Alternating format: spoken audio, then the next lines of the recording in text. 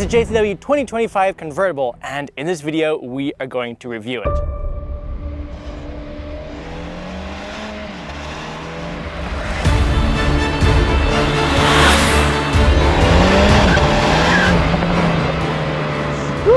On paper, the new JCW has better torque, tech, as well as driving dynamic than the lower trim Cooper S. However, does it really feel like a JCW or just a up-badged Cooper S? Well, in this video, we hope to find out. Please make sure to like and subscribe as it really helps us out. My name is Ethan, and welcome to Car Creations.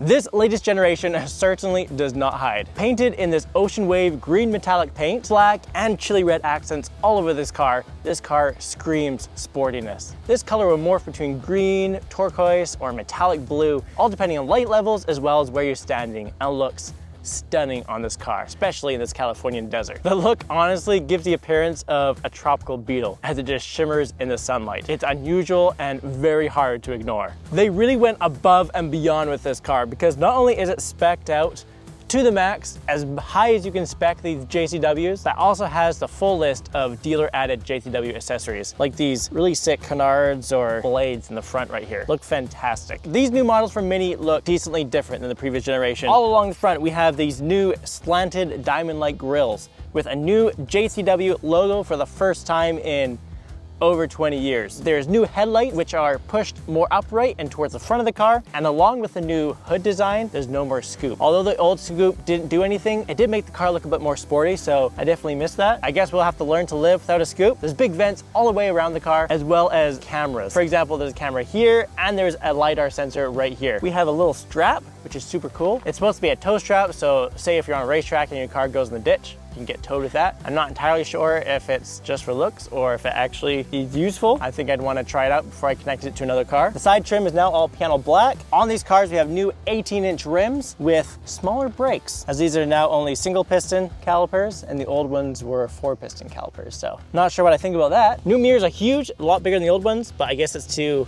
hide another camera. And then we get to the back, and you might notice that the taillights aren't the weird triangles that the hatch has.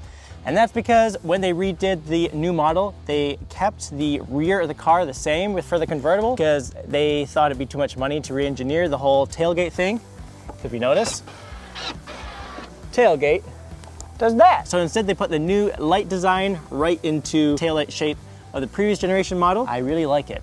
I wish the new one had that. We now have a body match diffuser, and along the diffuser, we have a single exhaust pipe, which is an interesting design choice because if you look underneath the car, there's another pipe from the exhaust that just dumps out into the ground. So they do have another pipe there for dual exhaust. Not entirely sure why they got rid of that and just did one exhaust because it looks kind of wimpy. If you look on here, we have Cooper along the back panel here, as well as the new JCW Works logo. Details make the car fun and sporty to drive. I'm not sure what I think of the chili red accents with this color, but leave it down below what your ideal paint color would be. So all these vents, badges, and decals certainly make a lot of promises. So let's see if the car can keep them. So under this hood, we have the 4-cylinder, 2-liter turbocharged engine, the B48, that has been with the Mini platform since 2014. And this time it still has the normal 228 horsepower that the JCW engine had, but they've tuned it up to 280 foot-pounds of torque. Not too shabby, but I'm excited to see it on the road.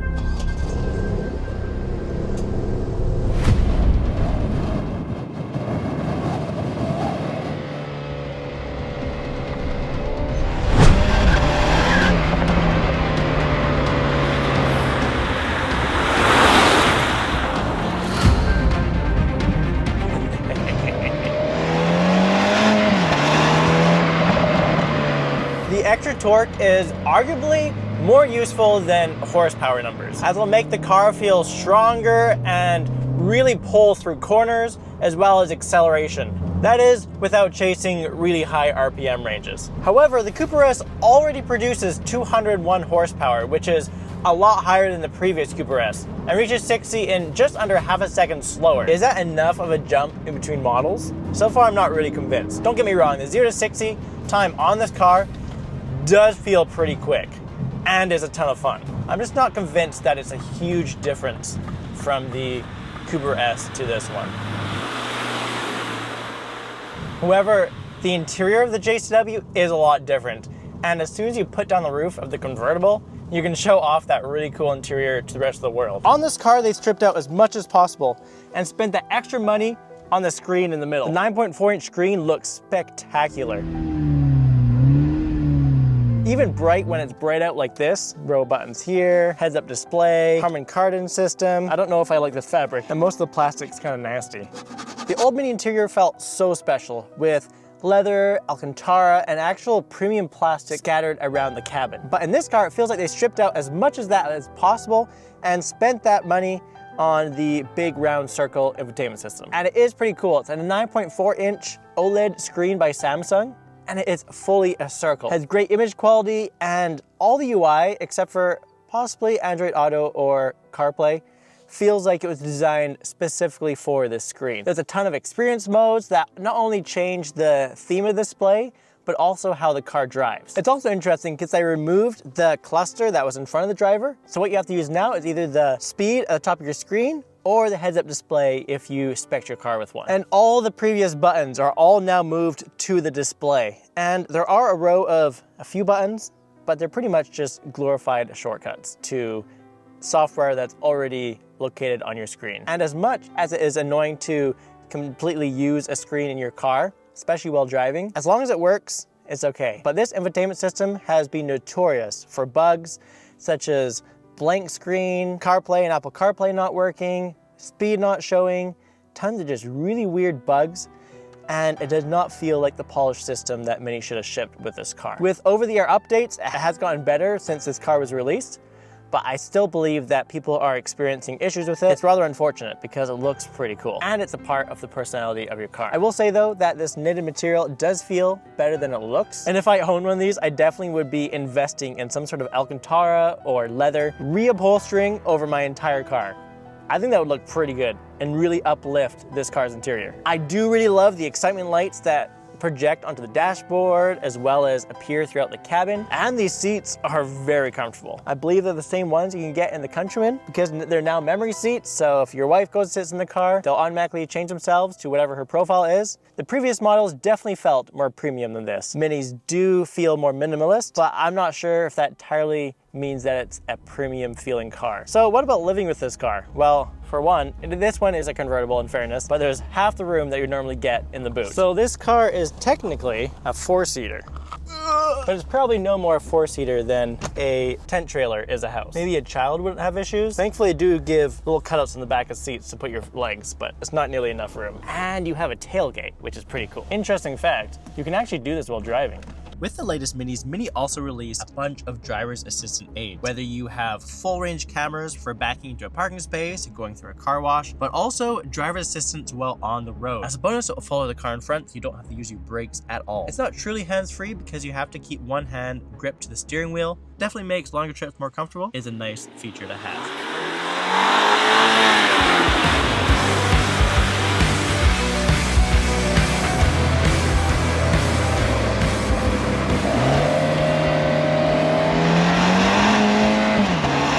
So how does the JCW feel on twisty roads? This car doesn't build at speed like a normal sports car. Instead, it leaps forward like a spring. And I can really see how that torque upgrade has really given the low end of this car a lot more of a boost. The turbo lag is a lot better. And you don't have to fish around for any of the gears.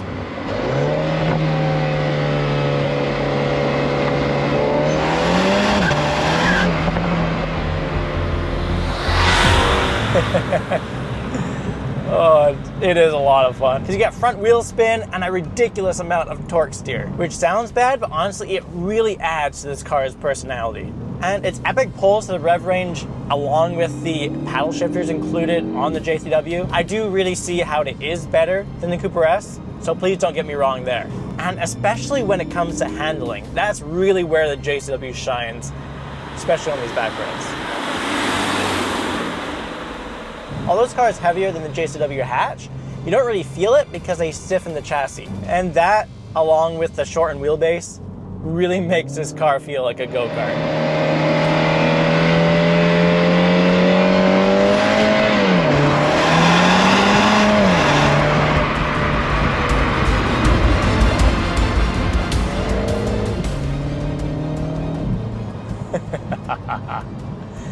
Absolutely so much fun. Has a really great turn into every single corner, and with suspension that's a bit stiffer, it really sticks to the road. One thing I did notice is that the steering weight compared to the feedback that you get through the steering wheel is just a little bit off, which is unfortunate because you really do want this car to feel lively.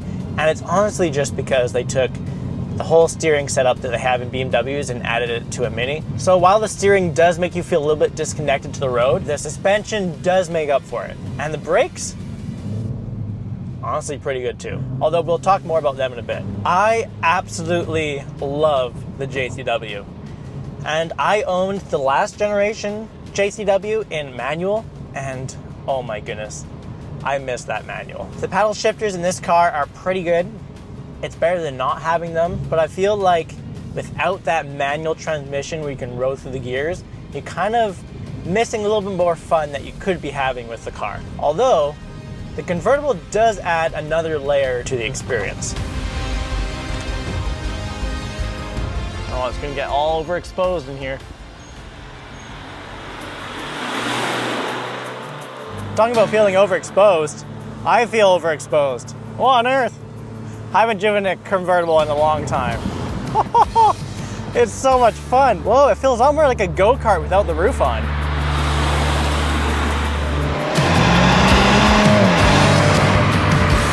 Having a hatch all my life, I might have been missing something that convertible Mini people have been gatekeeping. Wow, you really get this like placebo effect of speed.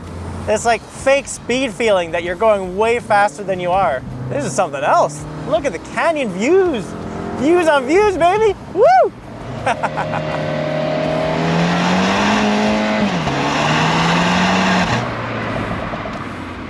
Imagine this experience with a manual. You're just missing a little bit there, but this is still pretty fun. I'm going 26 miles an hour. And at these slow speeds, it makes the car feel a whole lot faster than it is. It's probably worth a lot more than an extra 50 horsepower. The previous gearbox was a 8-speed, and this car swaps that for a 7-speed dual clutch. So it shifts gears quite a bit faster. It feels like anyway. Now the gearbox is in manual mode.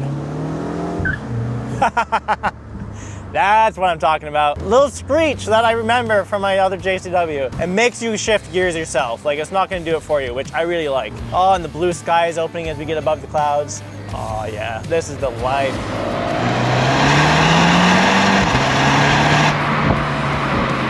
The brakes are pretty good. I'll give them that. I was, and I'm still a little bit skeptical of them because they actually changed from the 4-piston Brembo brakes, which were really good at stopping fade and really clamp down quickly and smoothly, to these floating single piston calipers. Especially looking at it from the outside, it doesn't look quite as good with these tiny little brakes on it, even though they painted them red. I can definitely see if you're working really hard on a back road, they're gonna start fading pretty quick. So the question is, how does this car sound? Listen to the previous generation. The Mini that I had.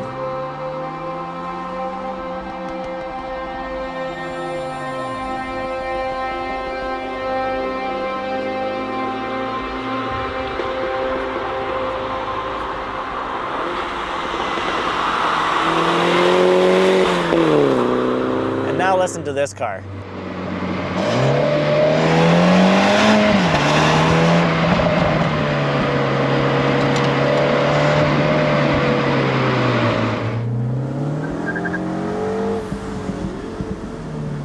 So as you can probably tell, this car is a whole lot quieter than previous JCWs. And that is where I would mark most of the marks against it. A sports car is supposed to be fun. The exhaust note is supposed to sound interesting. With my previous JCW, I fell in love with the car and the car's personality through the exhaust note.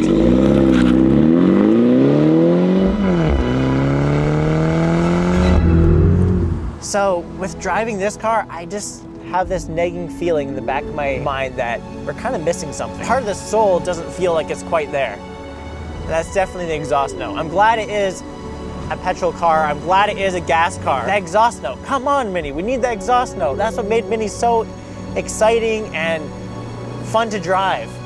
It's not just all the dynamics and quick acceleration. Sure, that's great. You guys be the judge of it. Listen to the two and let me know.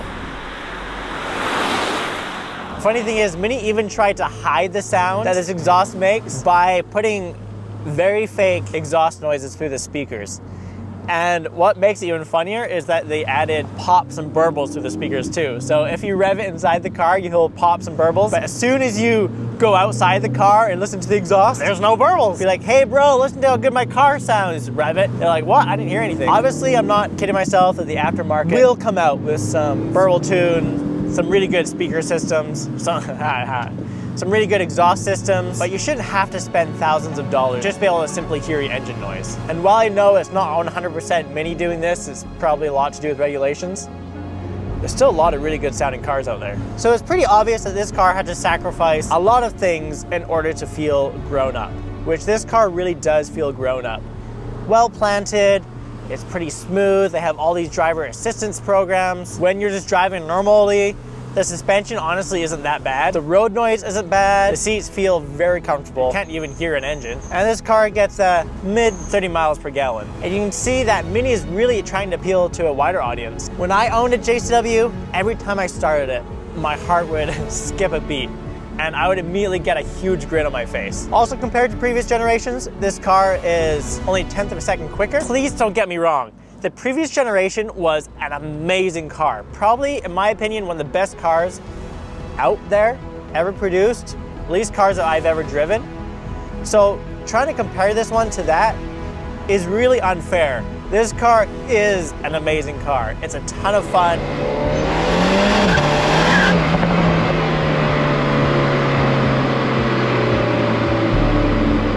You will most likely never regret buying it, unless your car payment is really high. It still feels great in the corners. Still has a ton of pep, and the suspension and brakes and low down torque still make this car feel like what it's supposed to, and that is a roadworthy go-kart. So the question lies then, should I simply just buy a used JCW, or should I just go for the cheaper Cooper S if I'm gonna tune it anyways? So I guess what you have to think is this car is more mechanically than just simply a JCW appearance package.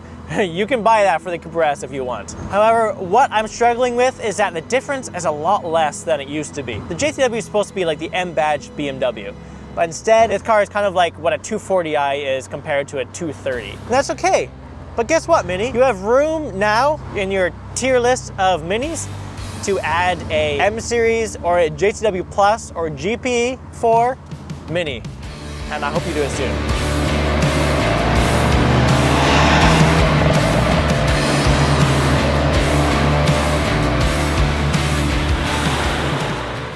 I feel like this video is like Jekyll and Hyde.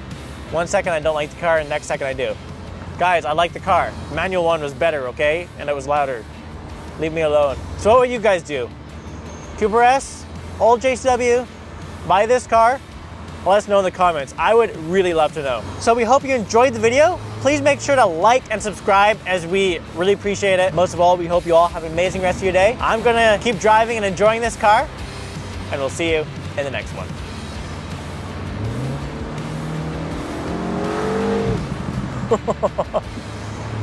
Gear changes do kick you in the back. Let's go! Woo!